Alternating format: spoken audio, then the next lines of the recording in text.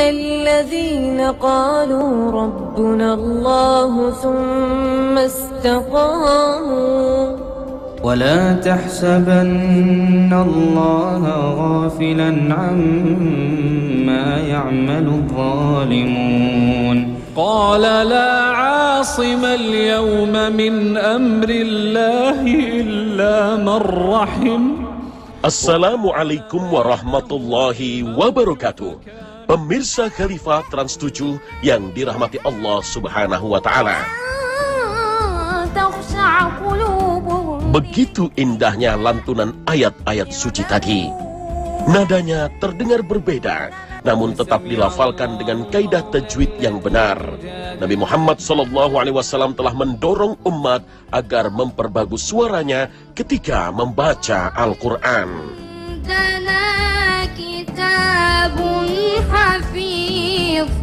Alhamdulillahilladzi anzala ala abdihil kitab wa lam yaj'al lahu iwaja. Bacaan yang bagus akan menyentuh hati manusia. Perintah memperbagus bacaan Quran ini seperti yang Rasulullah SAW sampaikan dalam hadis sahih riwayat Abu Daud, hiasilah Al-Quran dengan suara kalian.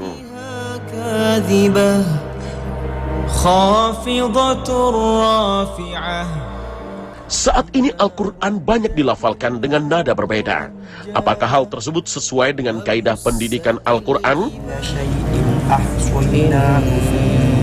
Lalu bagaimanakah perjalanan pendidikan Al-Quran hingga saat ini? Umar bin Khattab radhiyallahu anhu, beliau pernah menjadi makmum. Waktu itu yang mengimami adalah sahabat Nabi yang lain, yaitu Hisham bin Hakim radhiyallahu anhu. Waktu itu Hisham waktu mengimami membaca surat Al-Furqan, kemudian membaca dengan riwayat yang lain. Umar tidak tahu riwayat itu benar. Umar sudah gregetan, dia sudah tidak tahan sebenarnya. Dia ingin menarik sang imam, tapi dia tahan diri sampai selesai sholatnya. Begitu selesai sholatnya, Umar langsung datang, kemudian ditarik selendangnya itu, diajak menghadap ke Rasul Shallallahu Alaihi Wasallam.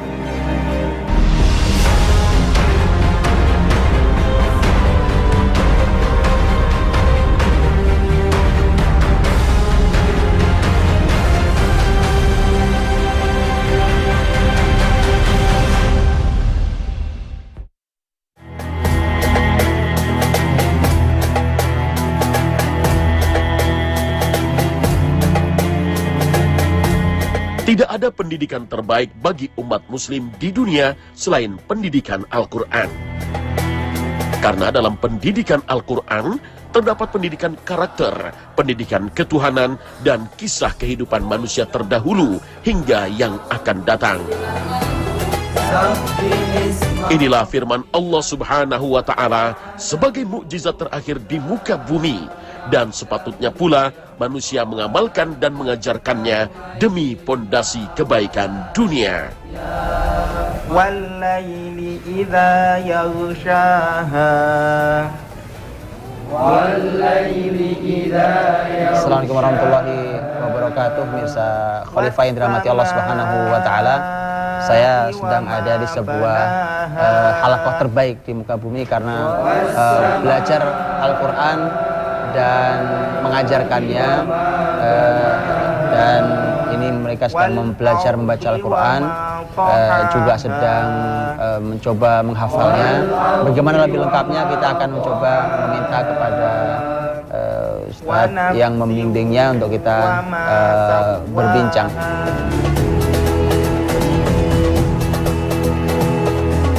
Jadi ini teman-teman santri lagi membaca Al-Quran, ya. Membaca sekaligus menghafal atau bagaimana ini? Itu bertahap, mulai dari pertama itu belajar makhraj dan bacaannya agar dibetulkan langsung oleh gurunya. Setelah itu ada kelompok, dan itu kelompok itu adalah waktu dia menghafal, menyetorkan, dan hafalan suratnya itu bertingkat-tingkat, mulai dari belakang, artinya surat An-Nas sampai Ad-Duha itu tingkat ibtidaiyah, dari An-Nas sampai Sabbisma Rabbikal A'la itu tingkat sanawiyah, Dan untuk tingkat aliyah itu ditambah dari seluruh juz amma atau juz 30, ditambah lagi surat panjang Yasin, Baqarah, Waqiah, Al-Kahfi, As-Sajdah dan lain sebagainya.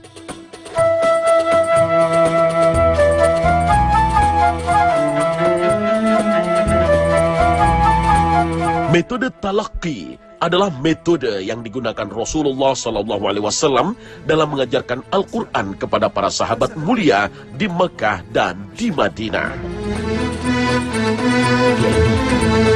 Talaqi dari segi bahasa diambil dari perkataan belajar berhadapan dengan guru, atau sering pula disebut musyafahah, yaitu dari mulut ke mulut. Murid memperhatikan gerak bibir guru untuk mendapatkan pengucapan huruf yang benar.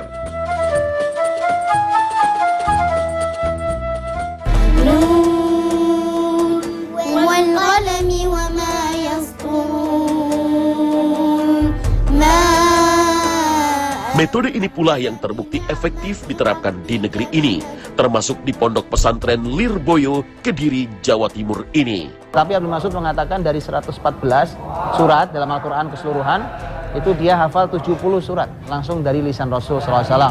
Dan sisanya baru dia belajar dari yang lainnya dan hafal dari yang lainnya. Karena Abdul Mas'ud adalah salah satu penghafal Al-Quran dari kalangan para sahabat dan juga bahkan pakar ilmu Al-Quran Karim. Dan begitulah juga belajar, Nabi mengajarkan para sahabat, sahabat mengajarkan kepada sesama para sahabat, begitu seterusnya sampai Al-Quran bisa bertebaran di muka bumi, juga sampai ke pesantren yang baik ini di sini, dan kemudian kita belajar Al-Quran.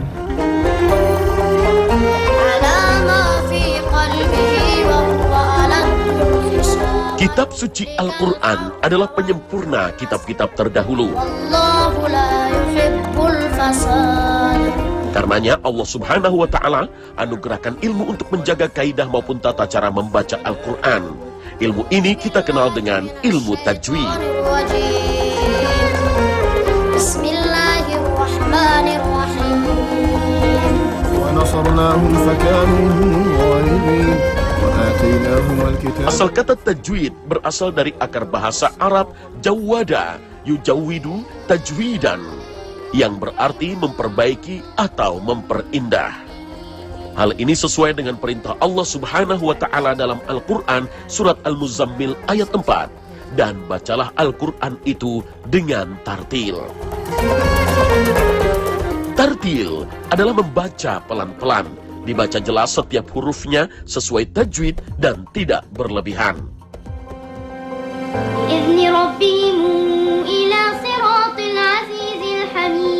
Kehadiran seorang guru sangat penting dalam metode talaqi ini. Guru bertugas sebagai pengawas dan pengontrol bacaan Al-Quran yang disetorkan. Nabi Muhammad SAW menjadi guru untuk para sahabatnya, dan para sahabat pun menjadi guru untuk generasi berikutnya.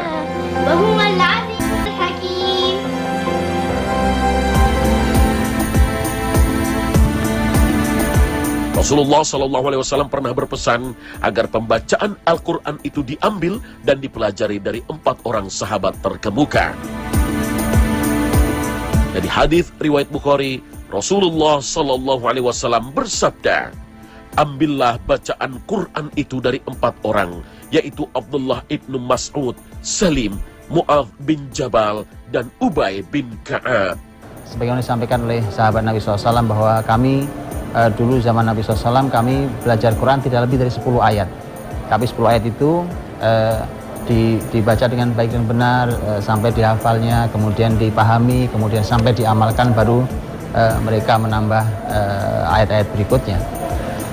Dan Allah Subhanahu wa Ta'ala memberikan rahmatnya dengan memudahkan cara membaca Al-Quran dengan lisan Nabi SAW, bukan ijtihad Nabi, bukan juga ijtihad para ulama, tetapi begitu Allah memudahkan. Karena bangsa Arab bersuku-suku dan ada lisan yang mungkin lebih mudah terbiasa dengan dialek atau gaya berbicara dengan sukunya, maka Allah menurunkan Quran yang berbahasa Arab itu juga dengan menggunakan berbagai macam kemudahan sesuai dengan lisan mereka.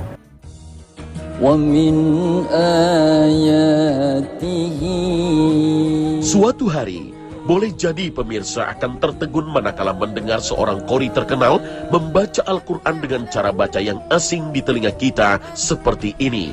Ar-Rahmanir-Rahim, Maliki Yawmiddin, Iyyaka na'budu wa iyyaka nasta'in.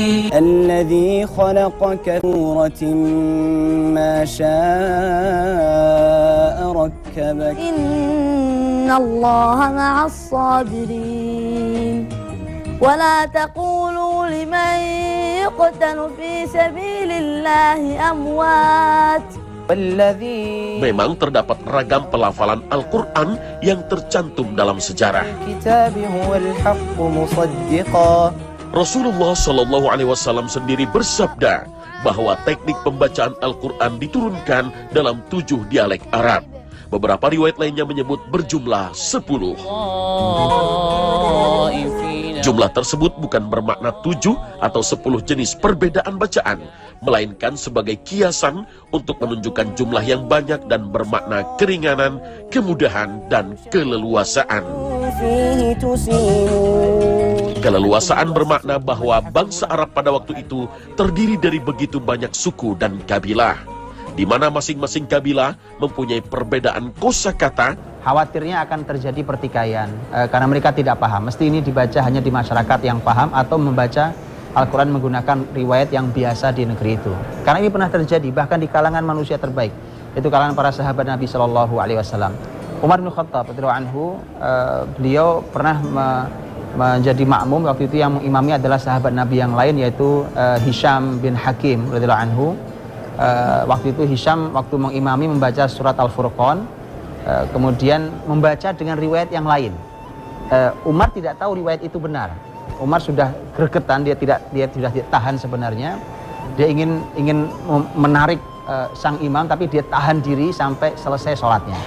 Begitu selesai sholatnya, Umar langsung datang, kemudian ditarik selendangnya itu, ditarik, diajak menghadap ke Rasul Sallallahu.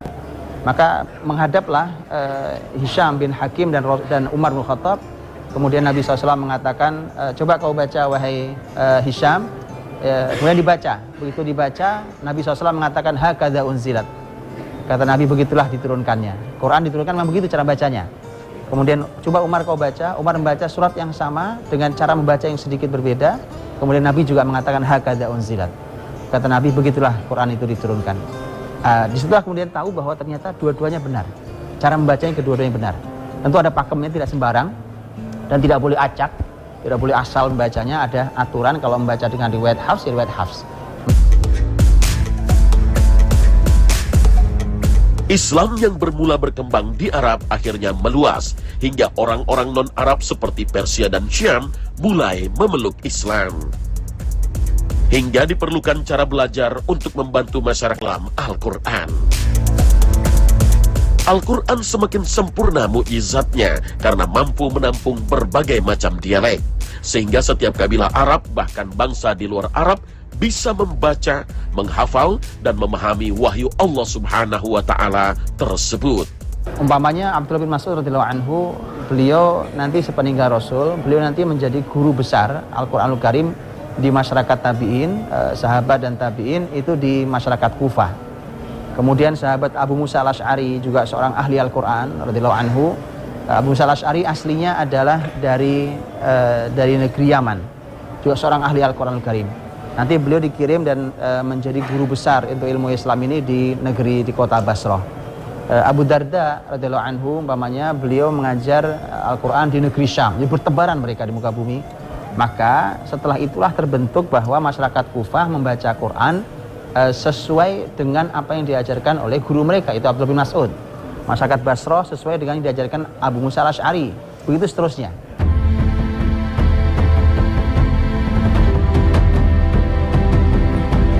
Ya marhaban bika ya Muhammad. Qiraah atau bacaan yang bermacam-macam ini diajarkan langsung oleh Rasulullah SAW kepada para sahabat, sebagaimana beliau menerimanya dari Jibril alaihissalam. Di masa sahabat muncullah para ahli qiraat yang menjadi panutan.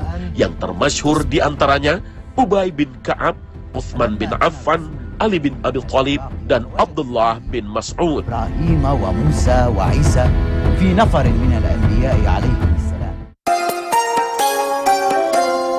Namun dalam perkembangan selanjutnya, perbedaan qiraah ini menghadapi masalah serius. Banyak munculnya versi bacaan yang untuk itu dilakukan penelitian dan pengujian oleh pakar qiraah, dan yang memenuhi syarat menurut kesepakatan ulama adalah 7 qiraah yang dikenal dengan sebutan qiraah sab'ah. Qiraah sab'ah adalah qiraah yang mengacu kepada 7 imam. Mereka adalah Nafi, Asyim, Hamzah, Abdullah bin Amir, Abdullah ibnu Katsir, Abu Amir ibnu Ala, dan Ali al-Kisai. Adapun di negeri kita, di Indonesia ini, kita membaca dengan riwayat, namanya riwayat Hafs an Asim. Riwayat Hafs an Asim ini dulu sebenarnya termasuk riwayat yang sangat sedikit yang membaca dengan riwayat itu. Lalu ada riwayat umpamanya Warsh, kemudian riwayat Qalun, dan seterusnya. Tapi riwayat Hafs an Asim disebut sebagai riwayat yang sebenarnya sedikit yang membaca dengan munajat. Sultanan Turki Utsmani dulu, secara fikih mereka mengambil mazhab Hanafi, secara bacaan Quran mereka mengambil riwayat Hafs an Asim, dan mereka menguasai wilayah bumi yang paling luas di sepanjang muslimin punya kekuasaan adalah di masa Turki Utsmani. Sampai kekuasaannya ke negeri ini, maka yang paling banyak menyebar akhirnya adalah riwayat Hafs an Asim, riwayat Hafs dari Asim yang kita kenal di Indonesia, kita baca, kita kenal dengan baik di negeri ini.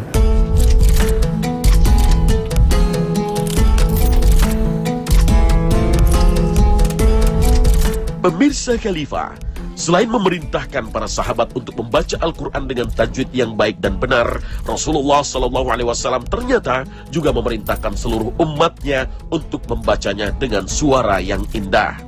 Rasulullah SAW bersabda yang artinya indah. Rasul juga mengatakan bahwa zayyinu al-Qur'ana bi aswatikum, hiasilah Quran dengan suara kalian.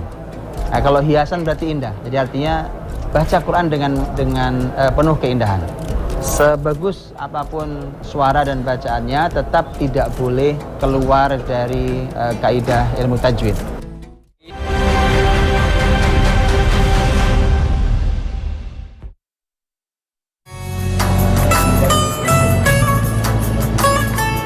Nabi SAW sampai begitu lewat mendengarkan suara indah sampai berhenti dan menikmati bacaan Abu Musa al-Asy'ari di sholat Qiyamul Lailnya. Sampai Nabi SAW di besok harinya kemudian Nabi berkata kepada Abu Musa, laqad utita mizmaron min mazamir ali Dawud.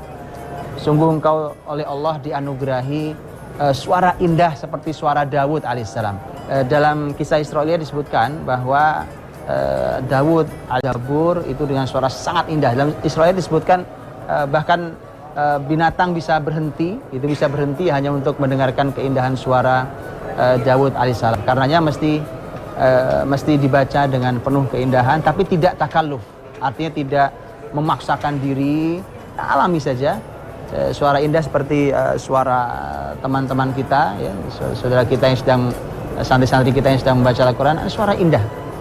Suara indah dengan lagu indahnya, sedang menyetorkan Al-Quranul Karim, dan masing-masing dengan lagunya masing-masing yang dia biasa atau yang dia bisa menikmati. Karena yang paling penting Al-Quran dengan suara indah tetap harus memiliki nilai tadabbur. Bukan sekedar indah yang kemudian lalai dari tadabbur. Jadi tidak hanya merdu tapi kehilangan syahdu.